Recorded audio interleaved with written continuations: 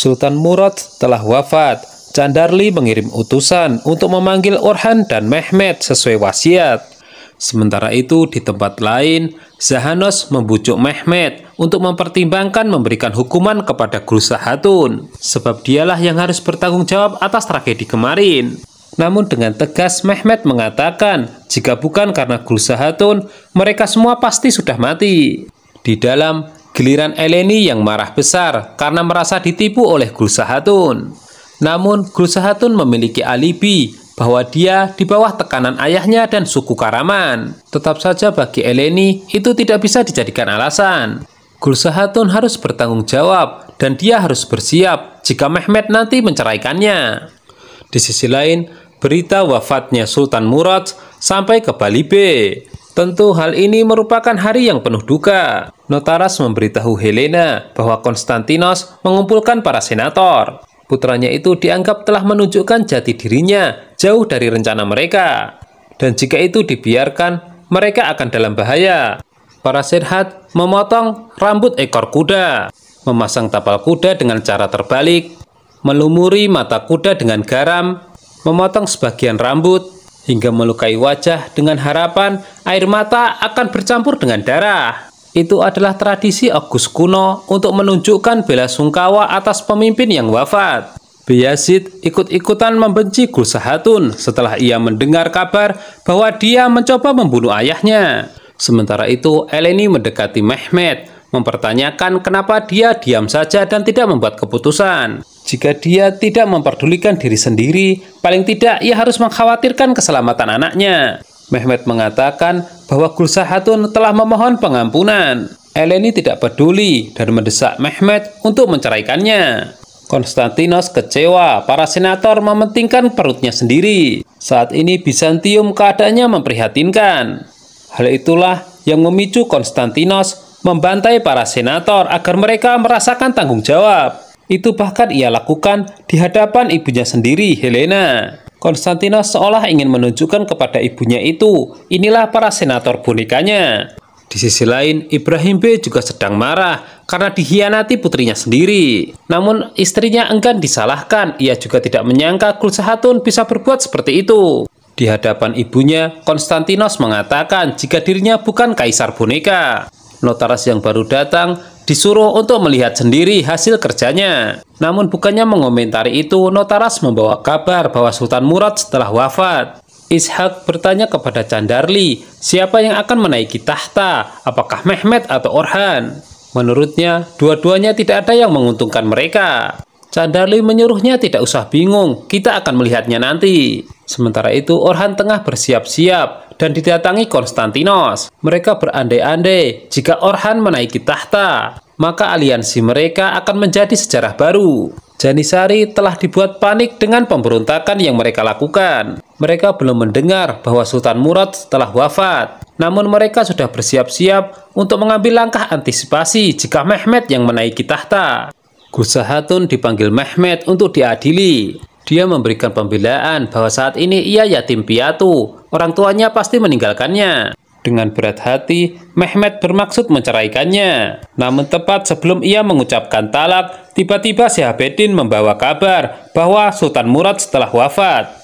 Pihak Janisari menyadari jika cepat atau lambat, Mehmet pasti menguliti mereka. Sebelum itu terjadi, Kurjudohan memprovokasi anak buahnya untuk melakukan perlawanan. Namun ketika membuka pintu, Candarli sudah berada di hadapan mereka dan menganggap ini sesuatu yang memalukan. Mehmet mengambil langkah antisipasi menghalangi Orhan merebut tahta.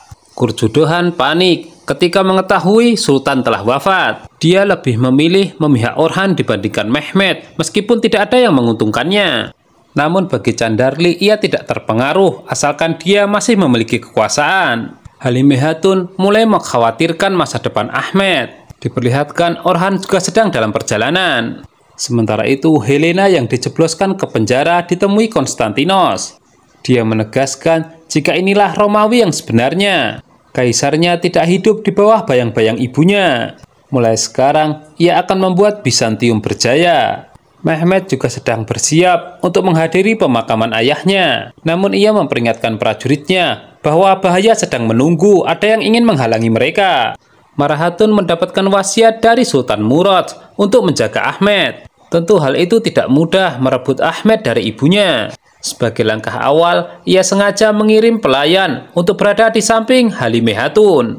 Konstantinos dan Notaras sedang membahas keamanan Orhan. Tentu mereka yakin bahwa Mehmed tidak akan membiarkannya datang. Untuk itu, sengaja ia memilihkan jalur yang tidak biasa. Halimah Hatun beberapa kali menolak makanan yang dibawakan. Saat ini yang terfokus di pikirannya adalah menyelamatkan masa depan Ahmed. Bukan rahasia umum, dia sangat berambisi putranya itu menaiki tahta. Orhan kaget, perjalanannya dihadang oleh Balibe. Jelas ia yakin ini atas perintah Mehmed.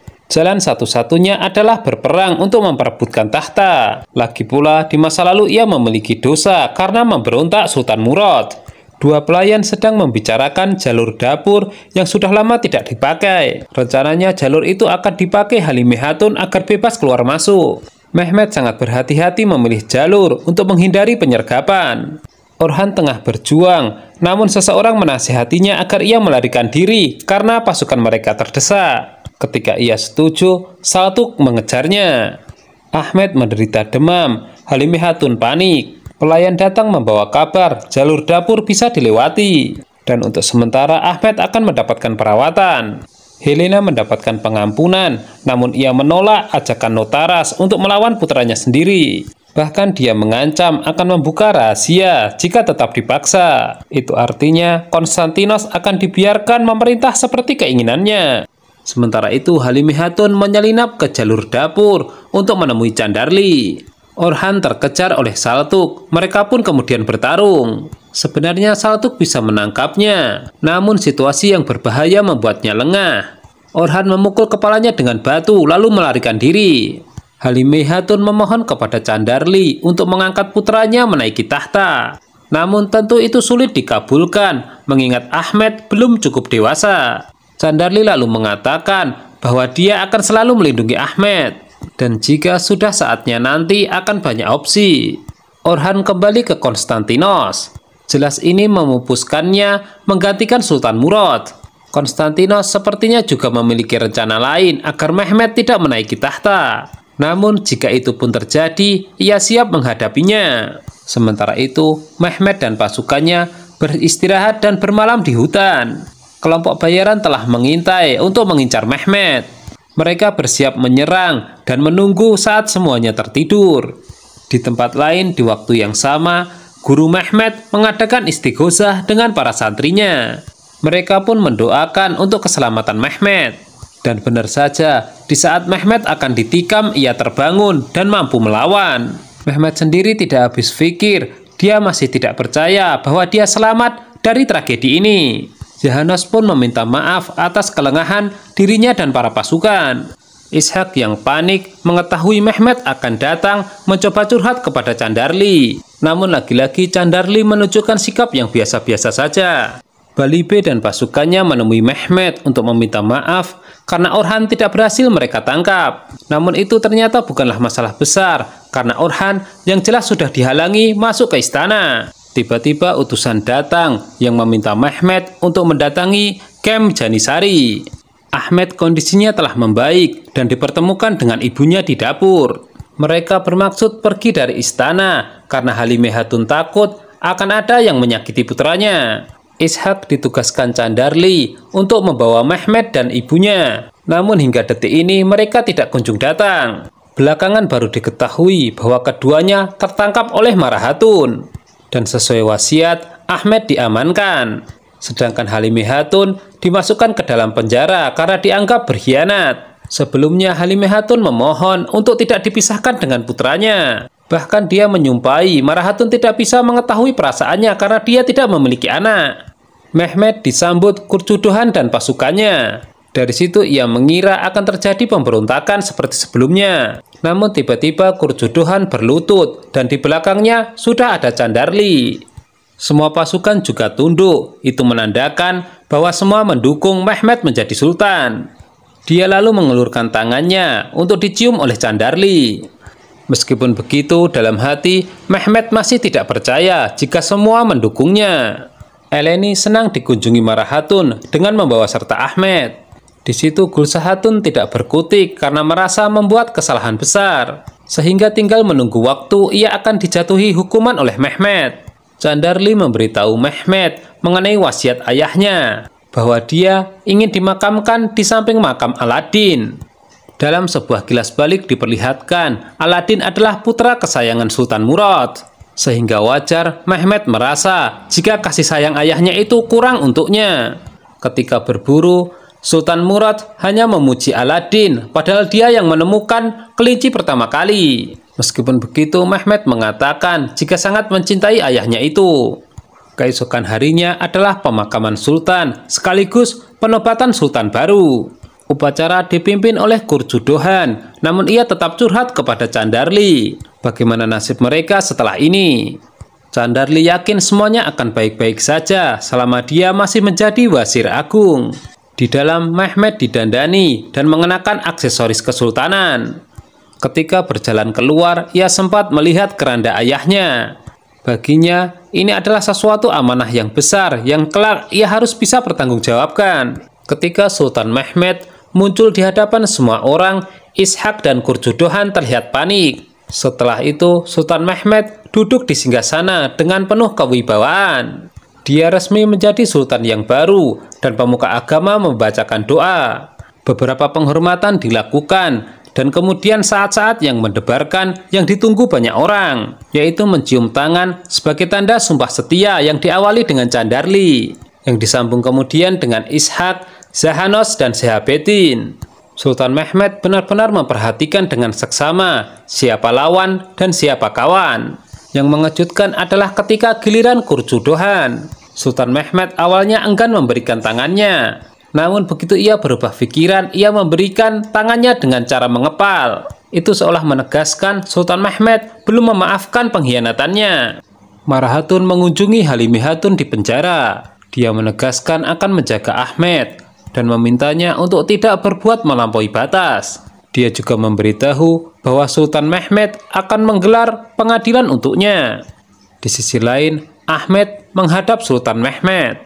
Dia mengaku sedih dipisahkan dari ibunya. Ia pun memohon agar ibunya itu dibebaskan. Sultan Mehmet kemudian menyuruhnya untuk tidak usah khawatir, ia akan selalu menjaganya.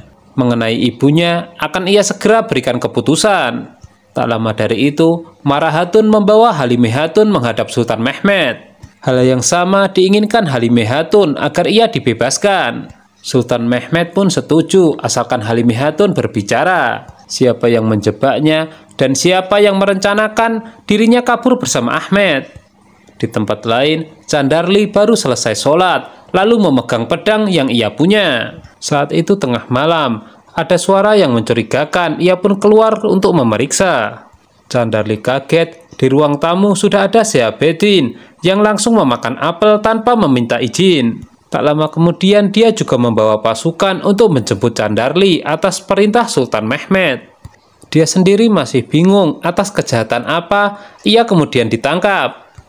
Barulah ketika di hadapan Sultan Mehmet, Halimih Hatun dihadirkan. Sekarang permasalahan ada titik terang, di mana mereka dituduh bersekongkol untuk menjebak Sultan Mehmet. Nah, hukuman apa yang akan dijatuhkan Sultan Mehmet kepada keduanya? Nantikan kelanjutan serial drama ini hanya di Mail Channel ya. Terima kasih.